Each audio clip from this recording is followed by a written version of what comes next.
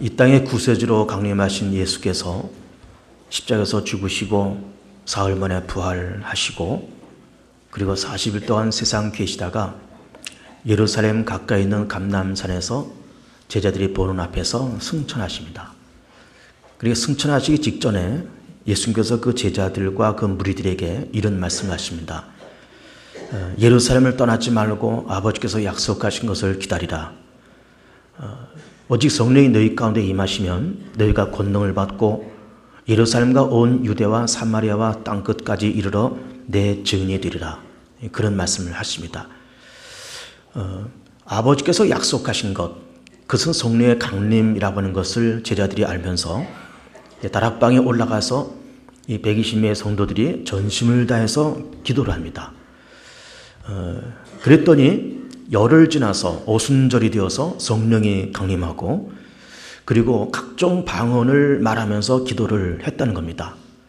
그 당시 오순절은 유대의 3대 절기 가운데 하나였기 때문에 사방 각지에 흩어져 있었던 유대인들이 순례해서 예루살렘에 모여 있었고 그러면서 그렇게 방언으로 기도하는 것을 이상히 여기면서 이 사람들이 히브리 사람들인데 이방 언어로 이렇게 기도를 하고 있다.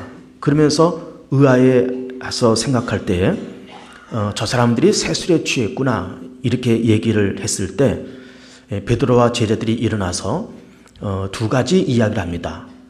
이렇게 성령이 임한 것은 이제 갑자기 임하신 것이 아니고 이미 구약 성경 요엘 선지자가 예언한 대로 성령께서 강림하신 것이다. 말세에 하나님께서 그 영을 부어주리니 어린애들은 예언을 하고 젊은이들은 환상을 보고 노인들은 꿈을 꾸리라. 그리고 예수께서 이 땅에 재림하시기 직전 환란의 때에 온 천체가 흔들릴 때 누구든지 주의 이름을 부르는 자는 구원을 얻는다고 말씀하셨다. 또 예수께서 이렇게 부활하신 것은 이미 예수님 전 천년 전 다윗 시대에 다윗이 시편 16편에서 예언한 대로 예수께서 부활하신 것이다. 그러면서 예수님은 하나님의 아들이시고 구세주시고 생명이시기에 그가 음부에 그냥 누워 계실 수 없었고 그는 살아나셨고 하나님께서 그를 죽은 자 가운데서 살리심에 주와 그리스도 되게 하셨다.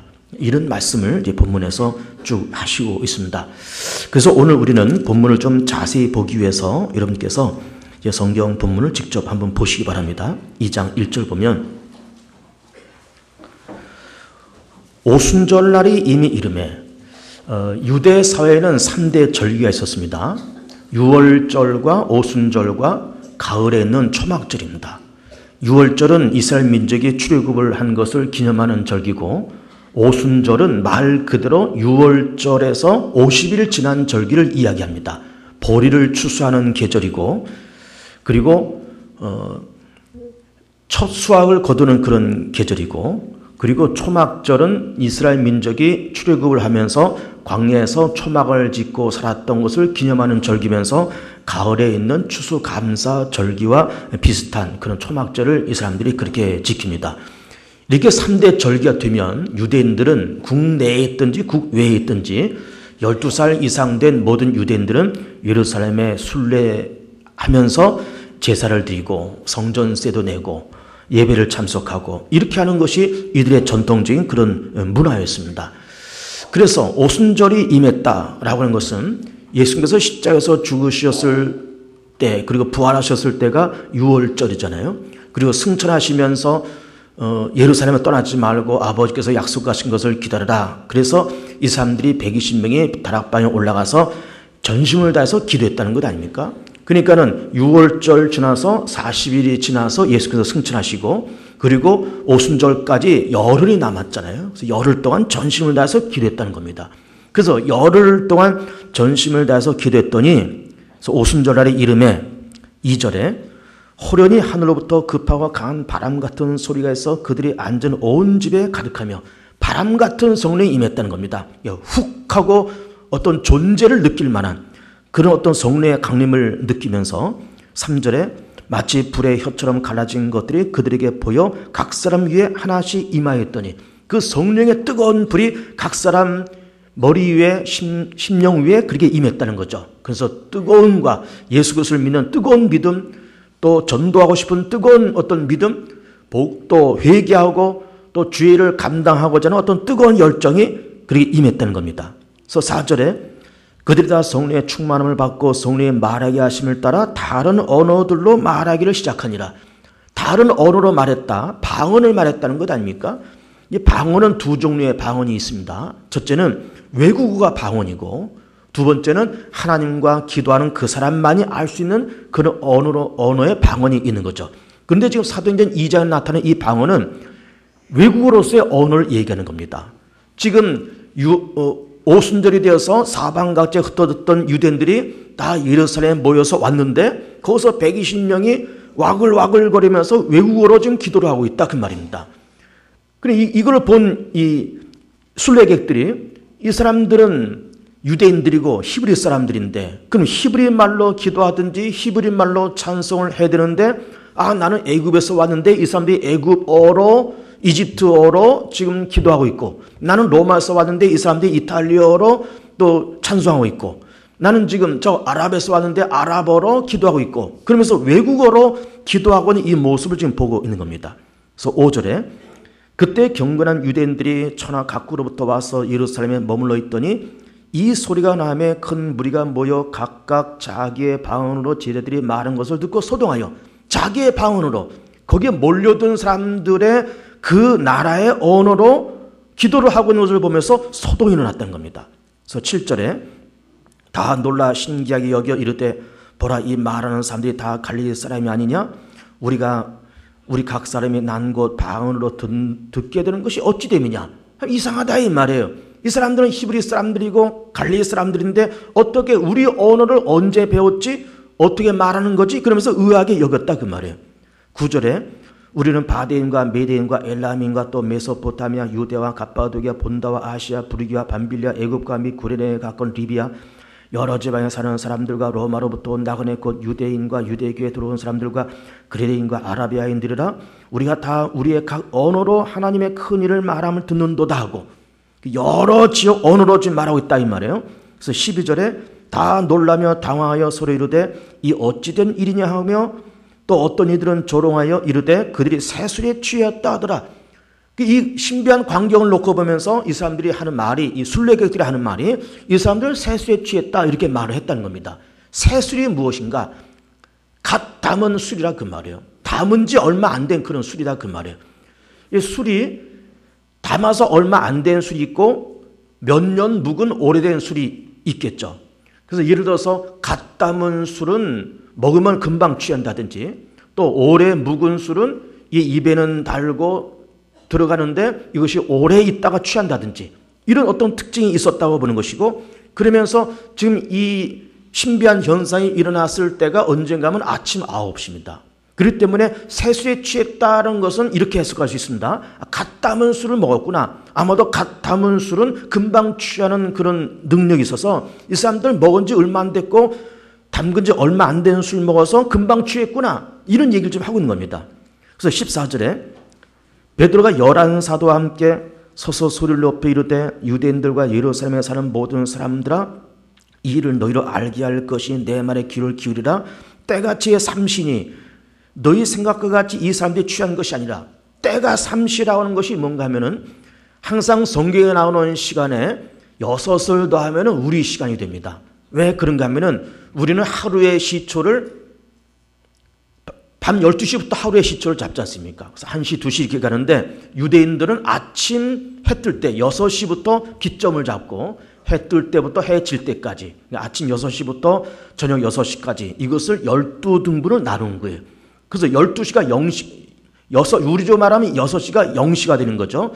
그러면서 3시는 오전 9시가 되는 겁니다. 그럼 오전 9시면 아침인데 그래서 지금 15절 다시 보시면 때같이 삼시니 9시니 너희의 생각과 같이 이 사람들이 취하는 것이 아니라 이는 곧 선지자 요엘을 통하여 말씀하신 것이 일렀을 때 지금 이렇게 성령이 임한 것은 갑자기 이렇게 임한 것이 아니라 이미 구약 성경 요엘서에서 요엘 선지자가 예언한 것에 따라서 나타난 것이다 이렇게 말하고 있는 겁니다. 구약성에 요엘서가 있지 않습니까? 그 요엘서 2장 말씀을 이렇게 말씀하면서 17절에 하나님이 말씀하시기를 말세에 내가 내 영을 모든 육체에 부어주리니 너희 자녀들은 예언할 것이요 너희 젊은이들은 환상을 보고 너희 늙은이들은 꿈을 꾸리라. 그러니까 말세에 성령이 임하면 예언을 한다, 환상을 본다, 꿈을 꾼다 이런 말씀을 하고 있습니다. 예언이라고 하는 것은 장차 일어날 일을 미리 말하는 것이 예언이죠. 환상은 눈을 뜬 상태에서 깨어있는 상태에서 보는 신비한 어떤 모습, 이것이 환상인 겁니다. 예를 들면 엘리사가 도단성에서 그 엄청난 천군 천사가 있는 것을 보지 않습니까? 그리고 변화산에서 제자들이 모세와 엘리야가 나타난 것을 보지 않습니까? 이것이 환상인 겁니다. 꿈은 뭘까요? 꿈은 자는 상태에서 보는 신비로운 모습. 환상은 깨어있는 상태에서, 꿈은 자는 상태에서 보는 의미 있는 어떤 신비로운 그런 모습이 환상과 꿈인 거예요. 성령이 임하면 그렇게 된다는 거죠. 그래서 18절에 그때 내가 내 영을 내 남종과 여종들에게 부어주리니 그들이 예언할 것이요 또 내가 위로 하늘에서는 기사를 아래로 땅에서는 징조를 베풀으니 곧 피와 불과 연기로다. 주의 크고 영화로운 날이 이르기 전에 해가 변하여 어두워지고 달이 변하여 피가 되리라. 그럼 말세에 내 영을 모든 육체에 부어준다 말씀하시고 있고 예언하고 환상을 보고 꿈을 꾼다. 그 말세는 언제인가? 말세는 예수님의 초림과 재림 사이가 말세인 겁니다.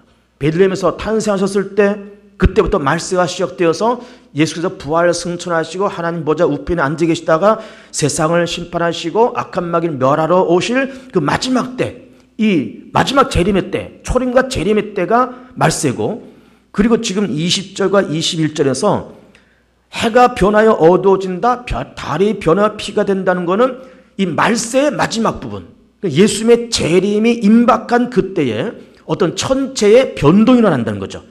해가 빛을 잃고 달이 피가 되는 천체의 변동이 일어날 때에 그 예수님의 재림이 임박했을 때를 말하는 거죠. 그때에 21절에 누구든지 주의 이름을 부른 자는 구원을 받으리라 하였느니라.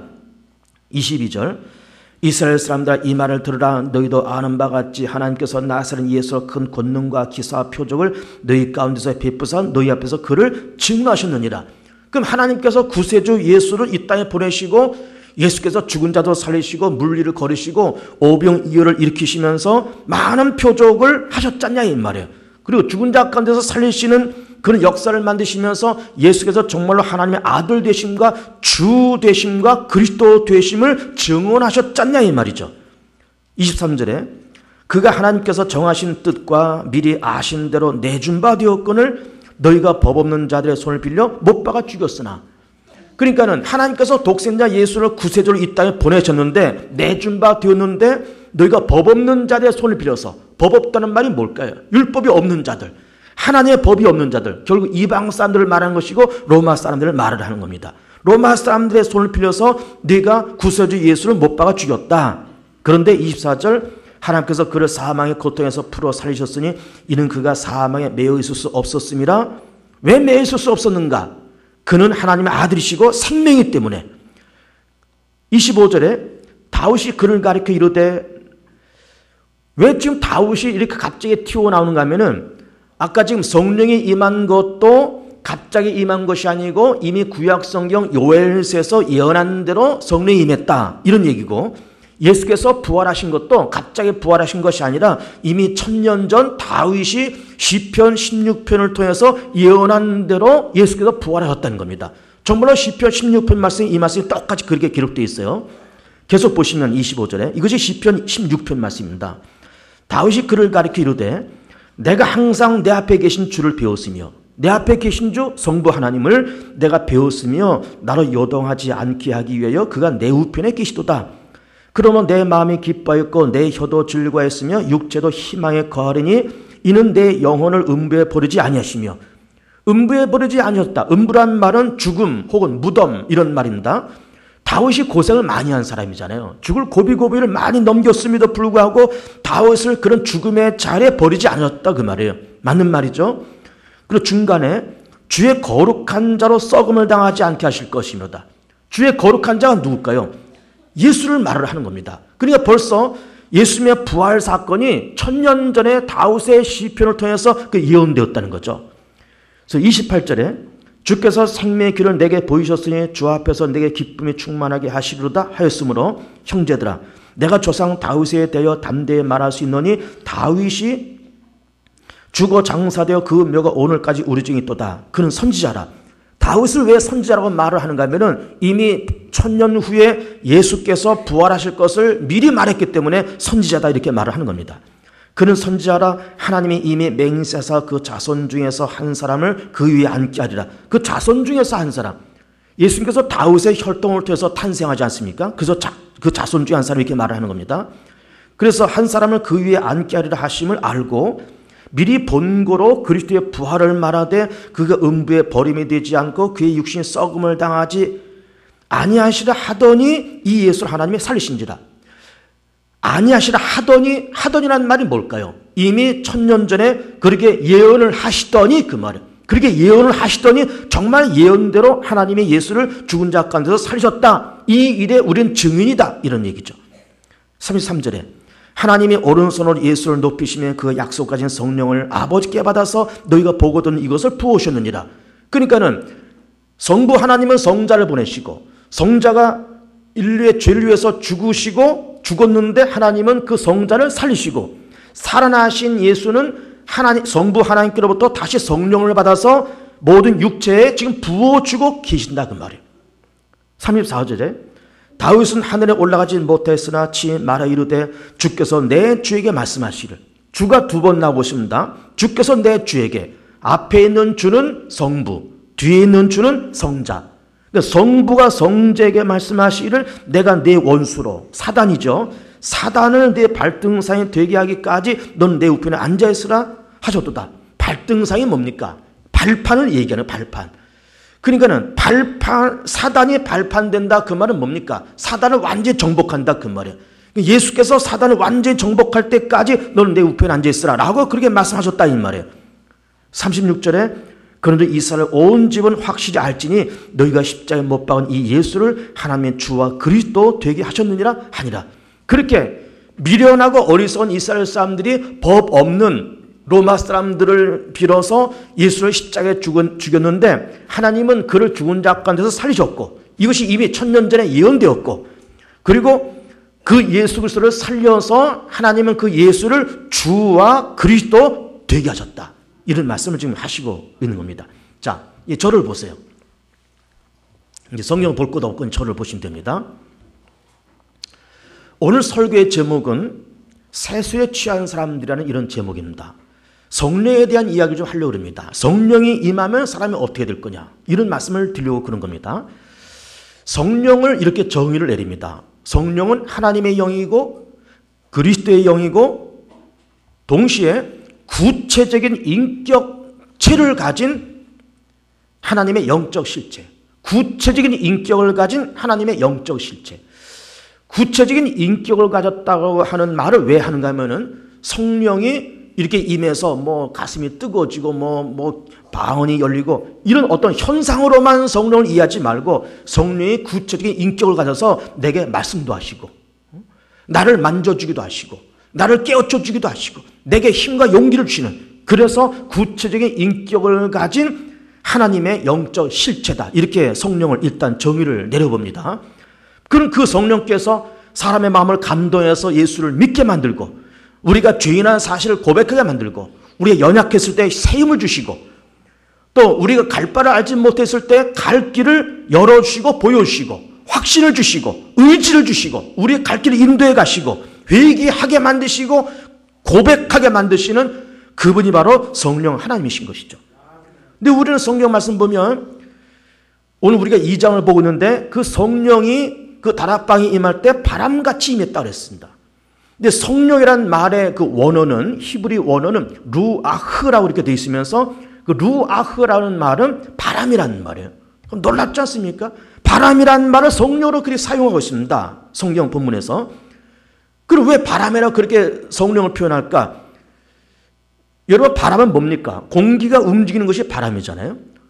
바람은 눈에 보이지 않지만 존재하잖아요. 성령은 보이지 않지만 분명히 존재한다 이거예요. 하나님의 영으로서 그리스도의 영으로서 구체적인 인격을 갖고 있는 영적 실체로서 분명히 존재하기 때문에 바람이라고 그렇게 말하고 있습니다. 또 바람은 공기잖아요. 공기를 우리는 마시고 내뱉잖아요. 성령이 우리 안에 들어오기도 하고 나가기도 한다 이거예요. 들어와서 뭘 하겠습니까? 우리의 속사람을 살펴보시고 우리의 속사람을 만져주시고 고치기도 하시고 용기도 주시고 희망도 주시고 또 나가면서 우리 더러운 것을 빼서 바깥으로 집어던지시고 새로운 성령을 주시고 새 힘을 공급하시고 우리의 죄성과 나쁜 옛사람은 뽑아내시고 성령이 우리를 호흡하듯이 들락날락하면서 새 힘 주시고 나쁜 것을 빼가는 이런 성령의 역사가 있기 때문에 성령을 바람으로 루아흐라고 그렇게 표현을 하고 있는 겁니다.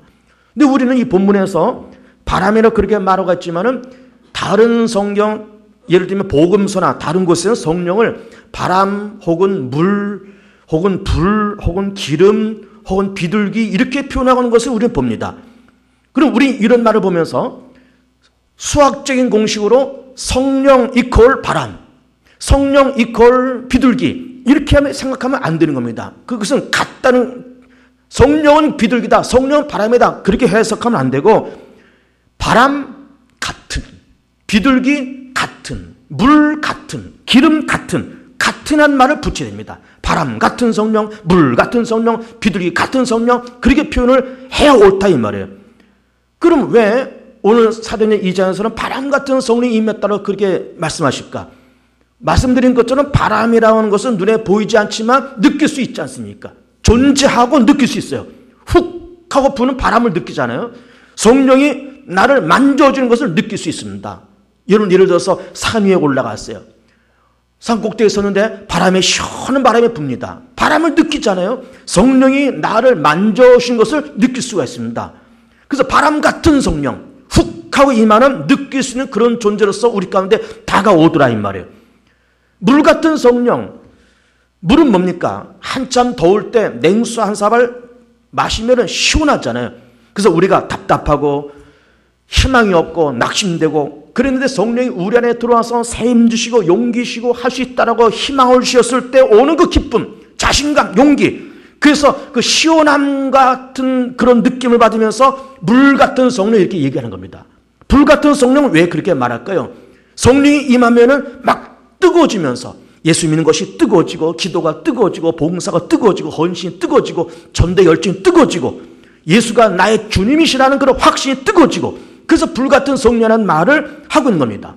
기름 같은 성령을 왜 그렇게 말할까요? 기름은 향기롭지 않습니까? 부드럽잖아요. 그 성령이 임하면 사람의 향기가 나고 부드러운 사람이 되고 비둘기 같은 성령을 왜 말할까요? 비둘기는 평안함의 상징이 아닙니까? 평화의 상징이지 않습니까? 그 성령이 비둘기같이 내게 임하면 평안해지고 화평이 임하고 그리고 온유해지고 그래서 성령을 물과 같다, 기름과 같다, 비둘기 같다 그런 표현을 쓰고 있습니다. 그런데 오늘 우리는 이렇게 120의 성도들이 다락방에 모여서 열흘 동안 열심히 기도하고 다른 언어로 기도했다는 것 아닙니까? 하나님과 그 사람만 아는 그런 방언이 아닌 외국어 방언을 했다 이 말이에요. 외국어 방언을. 그러면서 이 사람들이 와서 저 사람들은 히브리 사람들이고 갈릴리 사람들인데 내가 이집트에서 왔는데 이집트 말로 기도하네. 난 로마에서 왔는데 이탈리아어로 기도하네. 그래서 놀랐다는 말 아닙니까? 그러면서 새술에 취했다 이런 말을 하고 있는 겁니다. 낮술 먹었구만 이런 말입니다. 사실은 낮술 먹었구만. 그럼 어쨌든 낮술이 되었던 새술이 되었던 성령에 취하는 사람은 어떻게 달라지느냐라는 것을 말씀을 드리고자 하는 겁니다. 여러분 보세요. 사람이 성숙되어가는 과정은 대체로 세 가지 방법이 있다고 볼 수 있습니다. 첫째는 사람이 나이가 들어가면서 성숙해 갑니다. 한 10대에는 좀 철이 없이 그렇게 돌아다니다가 20대는 조금 철들고 30대가 되면 좀 세상 물정도 좀 알고 40이 되면 불혹의 나이가 되면서 의욕이 사라지고 50이 되면 이순이 돼서 귀가 순해지고 그런 것 아닙니까? 그냥 나이가 들어가면서 사람이 점점 성숙해 갈 수 있습니다. 자연적 성숙함이죠. 근데 자연적 성숙도 있지만은 학습으로 되는 성숙도 있는 겁니다. 사람이 책을 많이 읽었다. 공부를 많이 했다. 이른바 가방끈이 좀 길다. 그래서 배운 것도 많고 들은 것도 많아서 사람이 성숙할 수 있는 겁니다. 여행을 많이 하고 다양한 경험을 하면서 사람이 성숙해질 수 있는 거예요. 그런데 자연적 성숙함도 그렇고 학습을 통한 성숙함도 그렇고 그 성숙함에는 항상 한계가 있습니다. 그리고 더 문제는 나이가 들어도 성숙하지 못하는 사람이 있어요. 또 문제는 학습을 통해서 성숙한다는 말씀도 드리지만은 배워도 그야말로 가방끈이 길어도 성숙하지 못하는 사람들이 여전히 존재합니다. 그러면 사람은 진정 하나님께서 원하시는 성숙한 사람이 되기 위해서 필요한 것이 뭔가 하면 성령의 충만함이에요.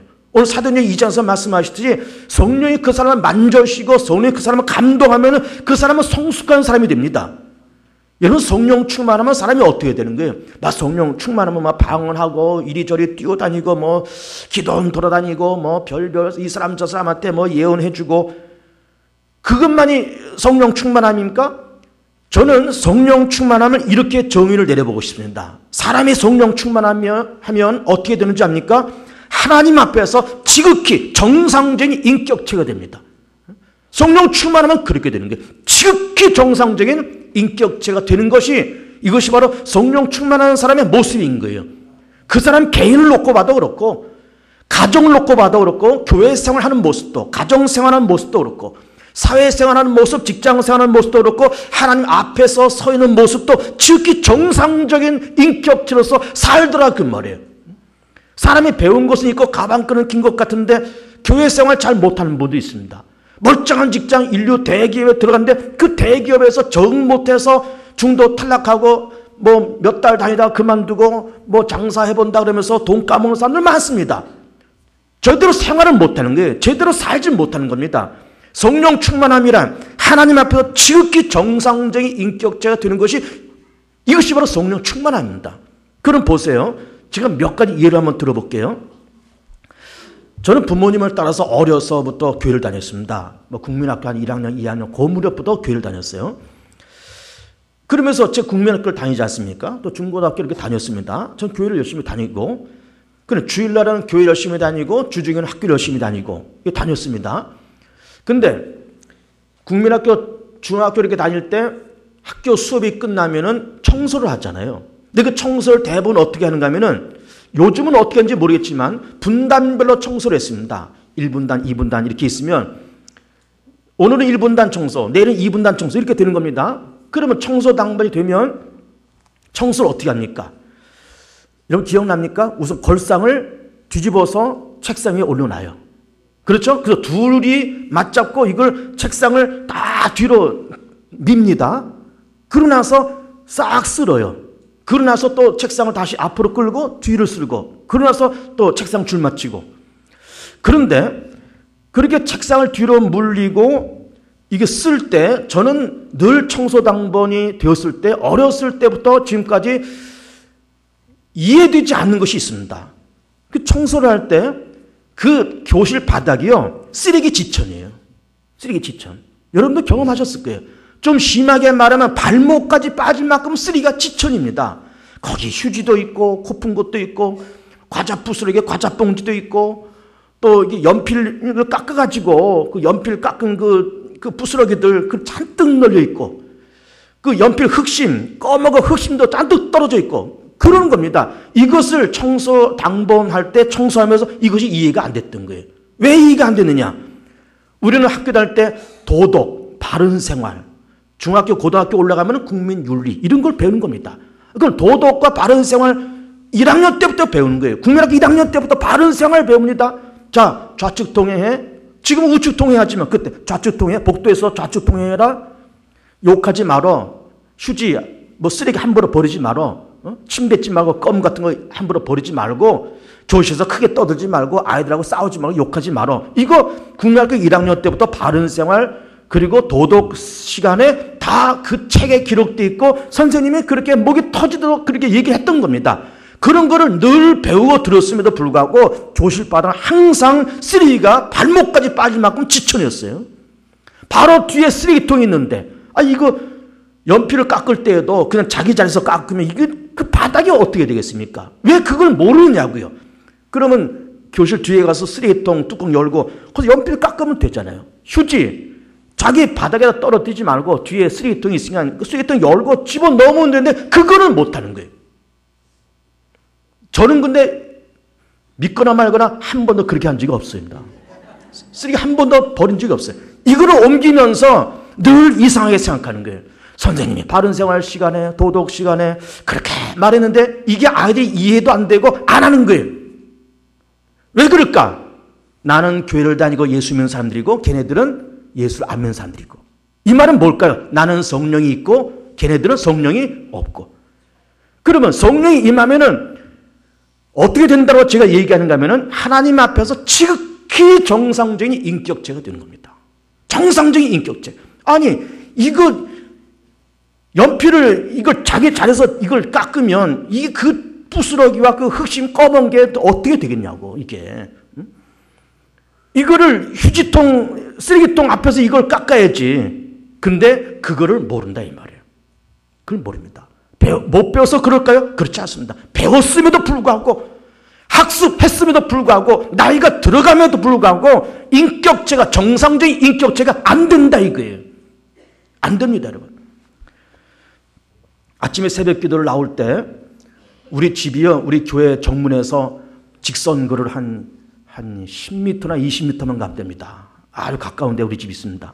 그럼 짧은 거리에서 우리 교회까지 이렇게 아침에 나오면, 요즘은 이제 해가 길어서 길바닥에 다 보이지 않습니까? 그 아침 한 6시 좀 넘어서 제가 나오는데, 6시 반 2부에 제가 인도하니까 6시 좀 넘어 나오는데 길 한복판에 애들 주먹만한 그 더러운 가래침이 뚝뚝 떨어져 있는 거예요. 그냥 뚝뚝. 너댓 개씩 떨어져 있는 게 매일매일 그러는 거예요. 아주 그냥 가슴이 섬찟하고 막, 그거 안 밟으려고 이리저리 비켜다니는 겁니다. 이해가 안 되는 거예요, 세상에. 아니, 학교 다닐 때 우리는 학교 다 나왔잖아요. 적어도 국민학교 이상은 다 나왔잖아요. 여러분, 요즘 지금 우리 대한민국 평균 학력이 뭔 줄 압니까? 전문대 졸업이에요, 여러분. 고등학교 졸업한 아이들이 80% 이상이 다 대학 가고요. 평균 학력이 전문대 졸업이에요. 그러면 우리는 다 국민학교는 기본적으로 나오고, 중고등학교 기본적으로 다 나오고, 적어도 고등교육까지 우리는 다 받았습니다. 잘 살든 못 살든 국민학교 못 나온 사람이 어디 있습니까? 중고등학교 못 나온 사람이 어디 있어요? 그렇게 우리 학교 다닐 때 우리는 도덕도 배우고 바른 생활도 배우고 국민윤리도 배우고 다 그렇게 했지만은, 그 더러운 가르침, 그거 애들 주먹 많은 것을 길바닥에 뚝뚝 떨어뜨리고 다니는 거예요. 바로 옆에 빗물 내려가는 하수가 있건만 뱉으려면 거기다 뱉으면 되잖아요. 그런데 그렇게 합니다. 못 배워서 그럴까요? 아직 성장하지 못해서 그럴까요? 다 큰 어른들이 그러고요. 배울 만큼 배운 사람들이 다 그렇습니다, 여러분. 왜 그럴까? 그 속에 성령이 없으니까. 성령이 없으니까.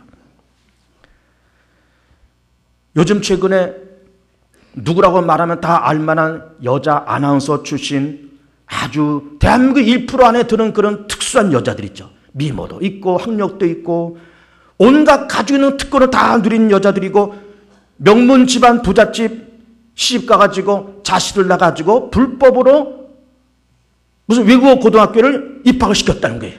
외국어 학교를. 자, 그 여자들 미모가 없습니까? 학력이 없습니까? 돈이 없습니까? 우리 대한민국의 1%가 뭡니까? 0.001%의 모든 특권을 다 누리고 있는 그런 상류 계층임에도 불구하고 불법으로 자기 자식들 외국어 고등학교 다 보내고 있는 거예요. 배운 게 없습니까? 가진 것이 없습니까? 나이가 적습니까? 다 있음에도 불구하고 그런 일을 합니다. 왜 그럴까? 성령이 없으니까. 성령이 없으니까. 요즘 아이들이요, 언어의 한 70%가 욕이랍니다, 여러분. 언어의 70%가. 욕이 아니면 얘기가 안 되는 거예요. 우리는 어려서 이 새끼 저 새끼란 말도 부끄러워서 못했습니다. 근데 지금은 이 새끼 저 새끼는 기본이고, 뭐 18, 19, 별걸 다 찾으면서 아주 쌍스럽고 욕스럽고 아주 추하고 모욕적이고 아주 폭력적인 그런 언어가 애들 언어 가운데 7, 80%가 그렇게 되고 있습니다. 교육 환경이 불편해서 그렇게 됐을까요? 천만에요. 지금 아이들 학교 가면은 애들 기껏 해봐야 30명입니다. 우리는 학교 다닐 때 60명, 70명이에요. 바글바글하고 머리에 그냥 이거 떡진 아이들 지천으로 있고요. 예? 무슨 에어컨이 어디 있습니까? 그때 무슨 뭐 이런 테레비가 어디 있습니까? 지금은요, 애들 학교에 교실에 에어컨도 있죠, 히터 있죠, 공기청 정화기도 있죠, 내원 정수기도 있죠, 테레비도 있죠. 그리고 다 양변기 다 쓰지요, 화장실 가서. 그렇게 좋은 교육 환경이 있음에도 불구하고 7, 80% 언어가 욕이에요. 왜 그럴까? 교육 환경이 나빠서? 돈이 없어서? 가난해서? 천만에요. 그 안에 뭐가 없어서? 성령이 없으니까. 성령이 없으니까 온전한 인격체가 안 된다 이 말이에요. 성령은 그 사람으로 하여금 하나님 앞에서 정상적인 인격체를 만들어 갑니다, 여러분. 여러분 아이들 정상적인 인격체로 만들어 가려면 사교육 애쓰시는 것보다요, 예수 잘 믿게 하는 것이 훨씬 빠릅니다, 여러분. 우리는 그걸 배워야 돼요. 예수 잘 믿게 만들고 그 안에 성령이 임하고 그 안에 하나님의 존재가 임하고 그 안에 십자가의 흔적이 있고, 그래 보세요. 정상적인 인격체로 성장해 가지요. 요즘 우리나라가 사채업이 대단합니다, 여러분. 정상적인 법적인 사채 이자는 38%인가 39%인가 그렇답니다. 근데 이것은 어떤 정상적인 그런 업체들이고, 불법 사채업에서는 1000%도 있다는 거예요. 1000%도. 2000%도 있다는 거예요. 세상에 2000%도. 세상에 100만 원 빌리면 선이자 10% 딱 띄고 90만 원 주고 1년 후에 1000만 원을 갚아야 되고, 1년 후에 까딱 잘못하면 막 복리가 계산되고 막 계산이 복잡해져 가지고 1년 뒤에 100만 원이 2천만 원 갚아야 되는 일이 벌어지는 것이 우리 대한민국 사회 현실입니다. 여기에 서민들이 다 걸려 있어요, 지금. 은행권 출입하기 어려우니까 신용 불량자들 지금 우리나라에 400만 명. 그리고 이 사람들이 다 사채 쓰면서 이게 1000%가 되고 2000%가 돼가지고 100만 원, 200만 원, 몇백만 원 빌렸다가 이것이 몇 천만 원이 되고 몇 억이 돼가 눈덩이처럼 굴러가지고 정신 못 차리는 사람들이 한둘이 아닌 거예요. 그런 불법 사채를 운영하는 사람들이 누군가 다 조폭들 끼고요. 아니면 조폭들이 직접 사채를 운영하면서 갚지 못하면 협박하고 막 그냥 뭐 끌고 다니고 산에다가 매장도 시키고 신체 포위 와서 쓰게 해서 뭐 신체 장기 떼어내가고요. 사창까지 팔기도 해버리고요. 이런 일이 지금 대한민국 한반도에서 지금 일어나고 있습니다, 여러분. 왜 그럴까? 그 속에 성령이 없으니까. 성령이 없으니까. 성령이 사라지면 여러분 사람은 사람이 아닌 거예요. 성령이 사라지면은, 성령이 머물지 않으면 언제나 인격자로 말할 수가 없는 겁니다. 나이가 든다고 해서 인격자가 될까요? 공부 많이 해서 가방끈 길면 인격자가 될까요? 아니에요. 나이도 물론 들어야 되고 학습을 통한 성숙함도 필요하지만, 성령이 임해서 예수가 내 안에 있고 성령이 나를 만드시고 성령이 내 안에 들어서 가르쳐주고 깨닫게 하시고 회개하게 만드시고 고백하게 만드시고 열심을 주시고 정성을 주시고 우리 속에 나쁜 건 옛사람을 뽑아내 가시고, 그럴 때 온전한 인격자가 되는 것이지, 배운다고 사교육을 해간다고 해서 온전한 인격자가 되지 않습니다, 여러분.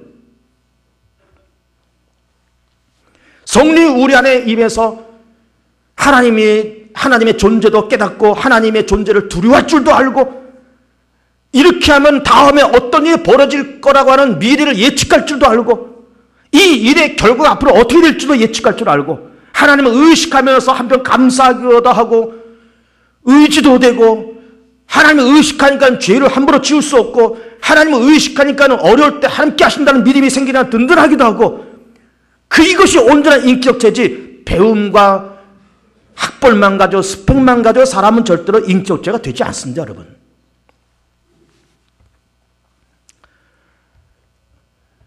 저는 교회에서 저한테 주시는 봉급 가운데 10분의 1을 부모님들한테 드립니다. 제가 이 얘기를 여러 번 했죠.